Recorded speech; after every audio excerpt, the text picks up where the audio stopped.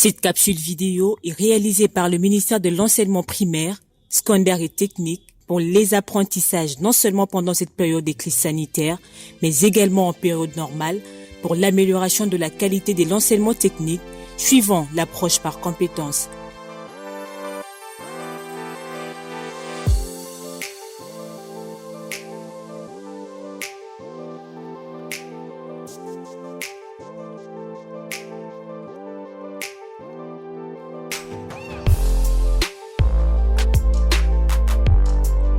Bonjour très chers apprenants, nous nous retrouvons une fois de plus pour cette série de cours télévisés pour continuer à développer notre troisième module qui est les technologies de construction avec comme élément de compétences identifier les principaux ouvrages des bâtiments.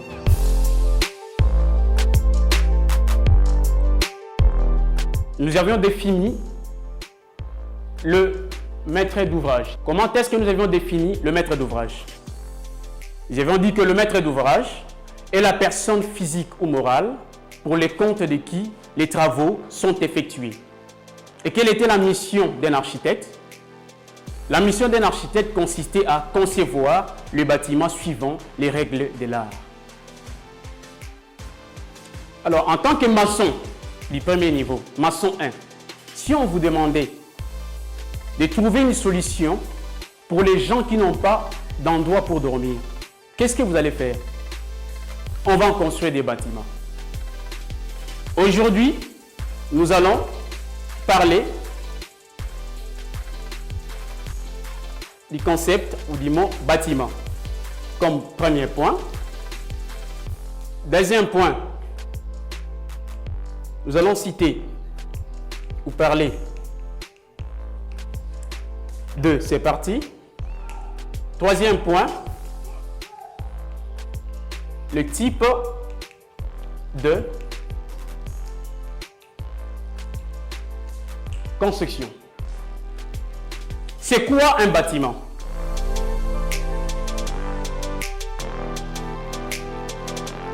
Un bâtiment, c'est une construction immobilière réalisée par l'intervention humaine. À quoi sert un bâtiment? Un bâtiment sert d'abri, c'est-à-dire protéger les personnes contre les intempéries, la pluie, la chaleur, le vent, etc., etc. L'art de concevoir le bâtiment, c'est l'architecture. C'est l'architecture, c'est l'architecte qui est censé concevoir le bâtiment. Mais la conception à l'échelle de ville, c'est ce qu'on appelle l'urbanisme. Donc, c'est l'urbaniste qui conçoit les villes, les quartiers, si vous voulez. Le parti d'un bâtiment.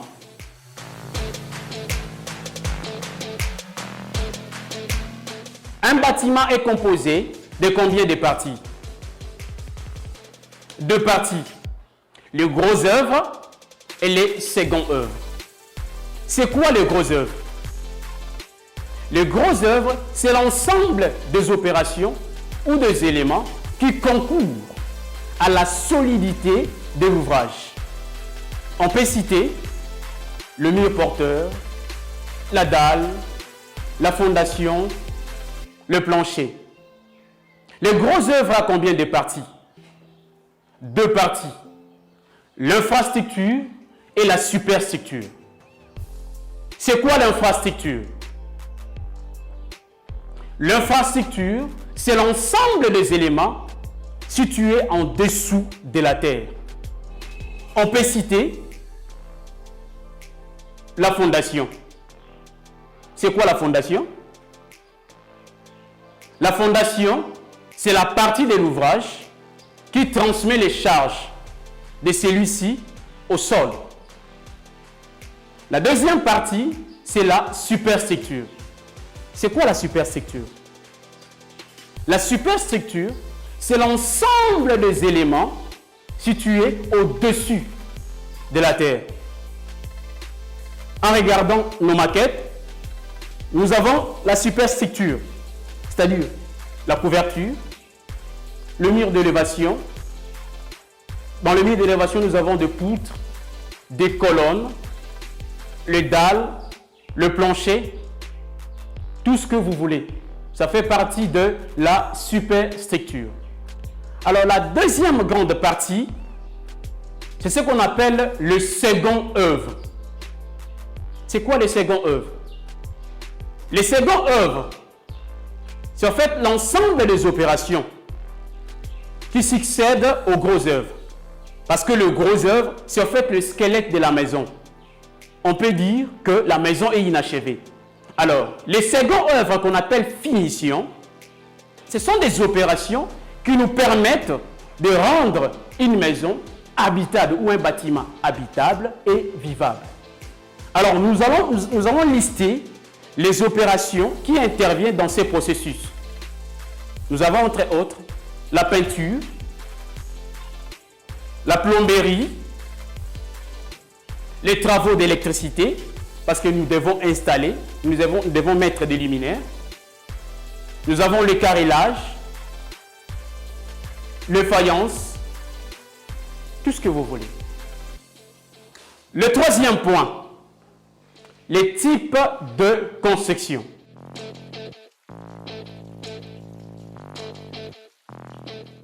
Nous avons combien de types de construction? Nous avons 3 types de construction.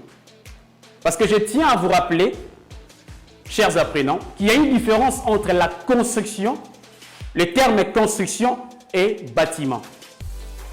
Toute construction n'est pas bâtiment. Mais tout bâtiment, c'est une construction. Parce que nous avions défini en amont que le bâtiment était une construction immobilière. Alors, dans les types de construction, nous avons un qui peut nous citer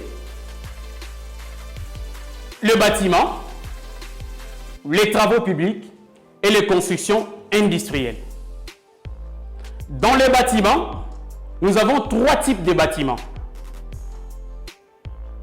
Les bâtiments résidentiels, les bâtiments commerciaux et les bâtiments institutionnels. C'est quoi un bâtiment résidentiel? Un bâtiment résidentiel, c'est un bâtiment où les gens vivent.